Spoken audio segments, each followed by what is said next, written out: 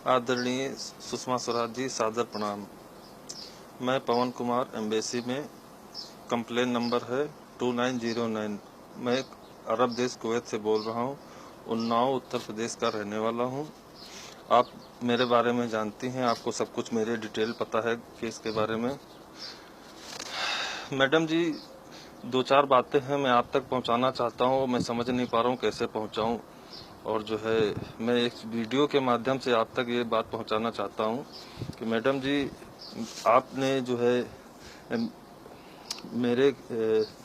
मेरे लिए सिफारिश करी थी एम्बेसी में कि जो है मुझे वकील करवाया गया, और जो है उसकी फीस भी एम्बेसी वालों ने देने के लिए कहा जून में 2016 में मैडम जी।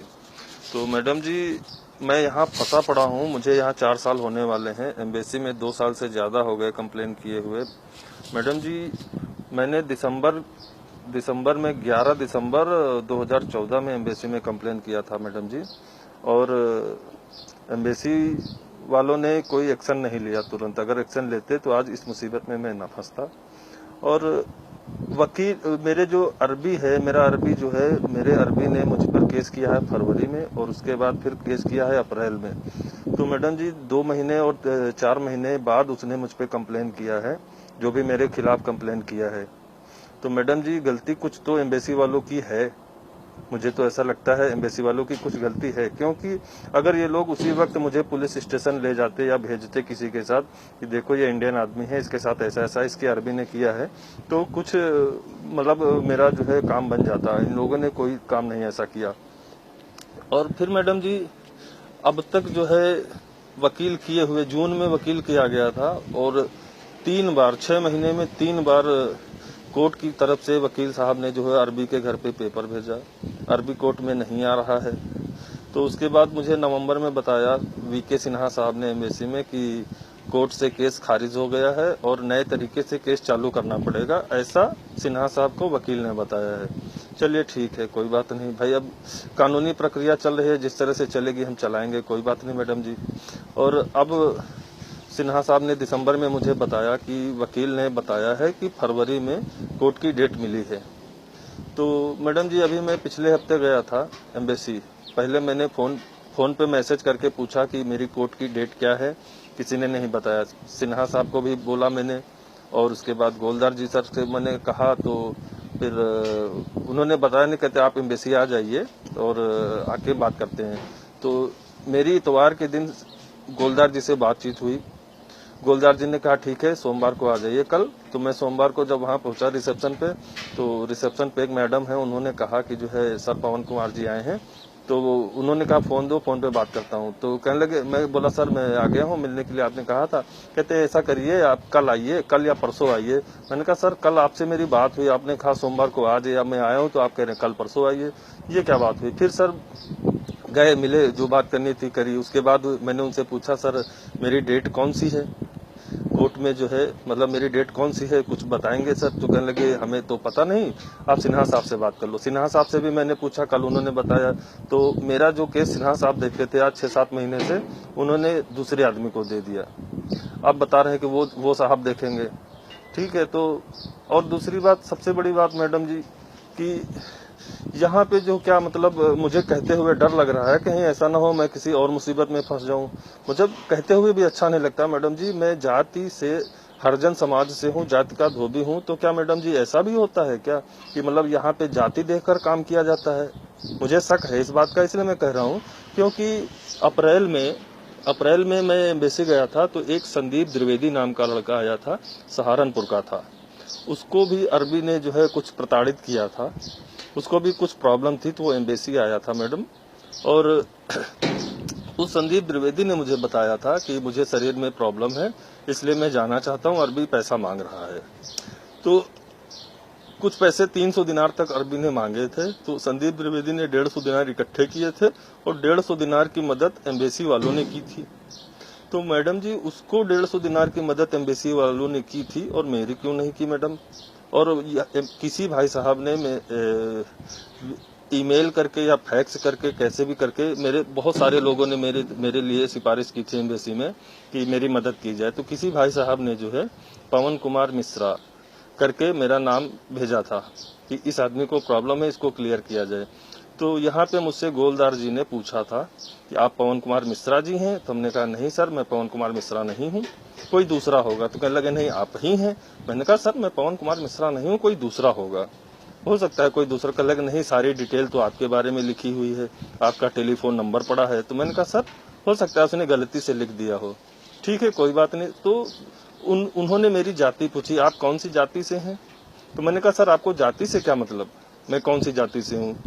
तो कहने लगे नहीं नहीं मैं पूछ रहा हूँ, आपको बताना पड़ेगा आप कौन सी जाति के हैं। तो मैडम जी ये कौन सी बात हुई जाके, इन्होंने मुझसे जबरन मेरी जाति पूछी।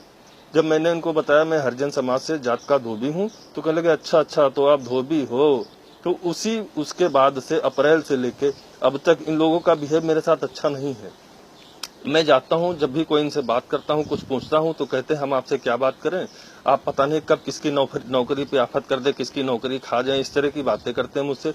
मैं उनको बोलता हूँ भाई मैं नौकरी आपकी क्यों खा जाऊंगा, आप सरकारी अधिकारी हैं, जो जायज बात कानून के दायरे में आती है आप वो बात कहिए, इसमें नौकरी कैसे खा जाऊंगा आपकी। मैं जाता हूँ तो मेरा मोबाइल ले लेंगे, चेक करेंगे, बात करते करते कहीं आप रिकॉर्डिंग तो नहीं कर रहे। और मैंने रिकॉर्डिंग की थी क्योंकि इन लोगों ने मेरे साथ बहुत सारे फ्रॉड किए हैं, झूठ बोले हैं, और मैं यहाँ फंसा पड़ा हूँ, इसलिए मैं कह नहीं पाता किसी से। मैं चाहूँ तो पब्लिक में भी बोल सकता हूँ, पब्लिक में ऐसा सब कुछ बोल सकता हूँ, हो सकता है पब्लिक मेरी कुछ सुनवाई करवाए और जो भी हो। लेकिन आपकी तबीयत ठीक नहीं है, जून से आपकी तबीयत ठीक नहीं है, जुलाई से, इसलिए मैं ज्यादा कुछ कहना नहीं चाहता क्योंकि सारी रिस्पॉन्सिबिलिटी आपके ऊपर आ जाती है, इसलिए मैं पब्लिक में नहीं कहना चाहता। इस वीडियो के माध्यम से मैं आप तक ये बात पहुंचा रहा हूँ सीक्रेट तरीके से। तो मैं अस्मिता मैडम जी हैं, बॉम्बे से हैं, अस्मिता मैडम जी के माध्यम से आप तक ये बात पहुंचा रहा हूं। मैंने उनसे बात करी थी तो उन्होंने मुझे ये बताया कि आप वीडियो बनाकर भेजिए, मैं सुषमा जी को डायरेक्ट दिखाऊंगी जाके। तो मैं आपसे गुजारिश करता हूं मैडम जी, मुझे 4 साल होने वाले, जरा मुझ पर रहम कीजिए, मेरी परेशानी समझने की कोशिश कीजिए। मैं बेकसूर हूं, मैंने यहाँ कोई जुर्म नहीं किया है।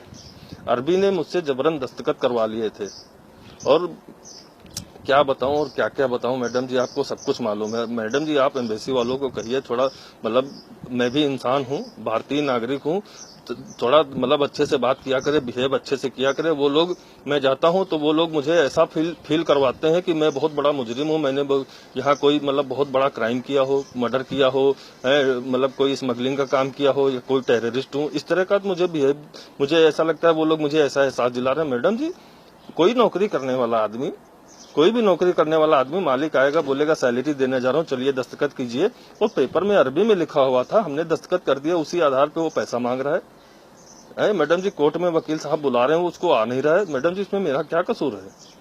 मैं चाहता हूँ आप जल्द से जल्द कार्रवाई करवाएं मैडम, मेरे घर में प्रॉब्लम है, मेरी परेशानी समझने की कोशिश कीजिए। आपने कहा था, मेरी पत्नी आपसे मिलने गई थी कि पवन को बोलो ट्विटर पे कोई मैसेज ना करे, आपने बोला, मैंने ट्विटर पे कोई मैसेज वगैरह नहीं किए, ठीक है। तो मैं चाहता हूं कि आप कैसे भी करके जल्द से जल्द कार्रवाई खत्म करवाएं।